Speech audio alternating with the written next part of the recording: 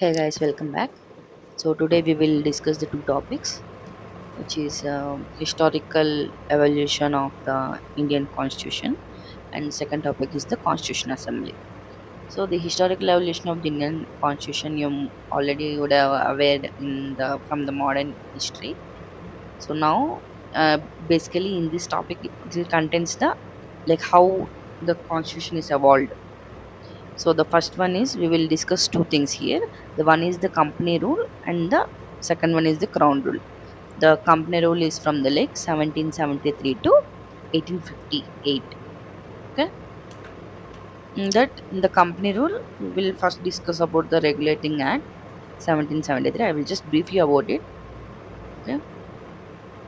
So it was the first step towards the central control. It created the Governor General of the Bengal and set up a Supreme Court at the Kolkata. Next is the Pitt's India Act 1784. It introduced the dual control. The company managed trade while the Britain controlled the political matters. Next up is like Charter Acts, the 1813 Act, 1833 Act, 1853. These three acts centralized the administration further, and by 1933, the Governor General of Bengal became the Governor General of India, and the company stopped its commercial role and they become like purely administrative. Okay. I'm just briefing you guys so that like you can read it from the spectrum. Next is like crown rule. It is from 1858 to 1947. So after the revolt of the 1857, the British realized the company rule had failed. So in 1858, India came under direct crown rule. The Government of India Act 1858 ended company rule and appointed a Secretary of State for India in the Britain. So next, like here also have like some important acts. India Councils of Act 1861 and 1892 expanded legislative councils, but Indian participation was limited and mostly advisory there. Okay, and next,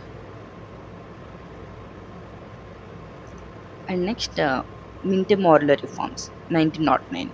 It introduced like separate electorates for the Muslims, starting communal representation. This Minto Morley reforms has first time started the communal representation in our country. Okay. Next, Montagu Chelmsford reforms 1919 introduced like diarchy in provinces. It has like two subject like it divided ministries and everything. It reserved subjects for police, finance to like governor, and it transferred the subjects of education and health to the Indian ministries. Okay. Next, Government of India Act 1935. It was the most significant independent act. It introduced the provincial autonomy with elected governments, established a federal structure not fully implemented, like divided powers into federal, provincial, and concurrently. Government of India Act 1935 also created the All India services like IAS, IPS. Okay, and many features were adopted in the Indian Constitution. So the flow of evolution seems like first the company rule, next the crown rule, and like in 1909 and 1919 reforms and 1935 Act, and then finally Indian Constitution. Okay, next we will talk about like Constituent Assembly. Okay,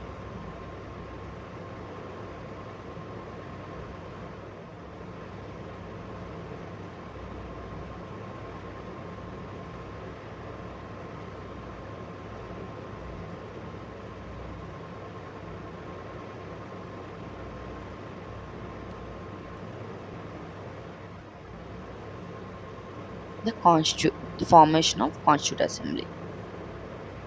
This one we will divide into six parts. We will try to understand like one by one. The formation of the Constituent Assembly, composition, key features of the assembly, major committees, sessions and timeline, objective. Okay, so first we will talk about the formation. The Constitution Assembly was formed on the 9th December 1946. It was set up under the Cabinet Mission Plan of 1946. which was a British initiative to transfer power to Indians while maintaining unity. Initially, it had around like 389 members, but after the partition, 99 seats for the Pakistan were removed, leaving 299 members. So this was a representative body, not just a small committee. It included leaders from all the provinces and the princely states. Next, the composition. So the assembly was elected indirectly by the members of provincial assemblies. Choose the members. Yeah, provincial assemblies choose the representatives. So it included the leaders from the British provinces, princely states, and also representatives of the minorities, women, and Anglo Indians also. And this ensured that every section of the Indian society had a voice in the framing of the constitution. Okay. Next, key features of the assembly.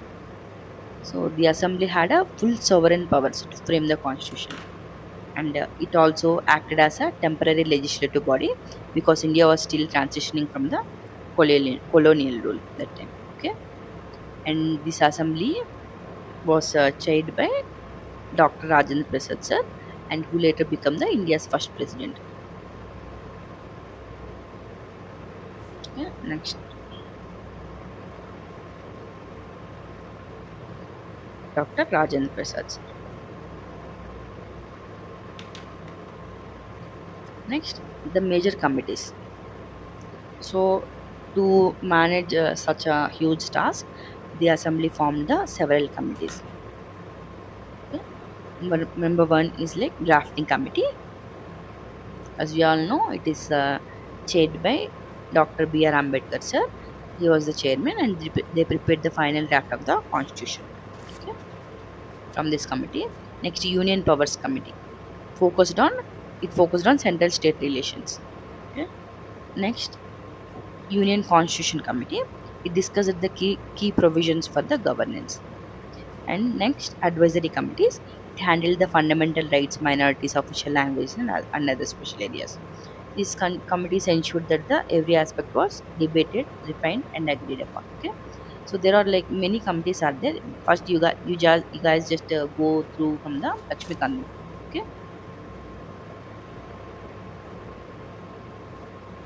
so that like you will not miss anything in the exam. There will be one table in the Lakshmikant for different committees and like who has chaired what.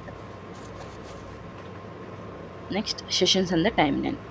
So the assembly first met on the 9th December 1946 and completed the constitution on 26th January 1950. That is the day the India became a republic. Okay. The debates drafting process it almost spanned 3 years, like exactly 2 years, 11 months, 18 days it took, and it involved all careful discussions on the every article. Okay. Next, objective. So the main objective of the Constituent Assembly was to draft a constitution for a independent India. Okay. The aim was to ensure democracy, social justice, equality, fundamental rights, and protection for all citizens.